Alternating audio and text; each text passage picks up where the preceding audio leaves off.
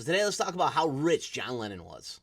John Lennon, musician, freedom fighter, peacemaker, musical icon, an absolute legend. As a founding member of the Beatles, he helped shape modern music and left an incredible mark on the world. But aside from his music and fame, have you ever just wondered how rich John Lennon was? Spoiler alert, the guy wasn't clipping coupons.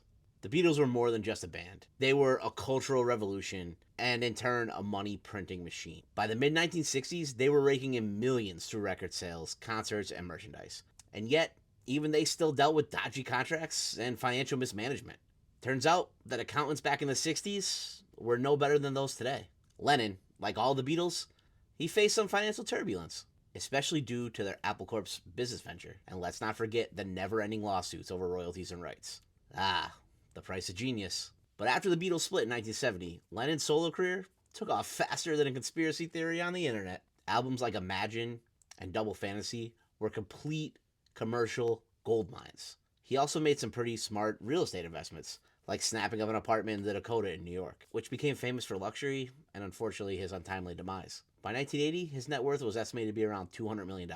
That's over $700 million in today's money. Not bad for a dirty, hippie, peace-loving guy, right? And to this day, John Lennon's estate remains one of the most lucrative business properties in the world. While estimates on its net worth vary, experts believe that his estate is worth between $800 million and $1 billion today. That's a whole lot of Imagine royalties. His music, both as a solo artist and with the Beatles, continues to dominate streaming platforms, movie soundtracks, and basically anything that needs a sprinkle of nostalgia. If John Lennon was alive today, he'd be worth well over $1 billion.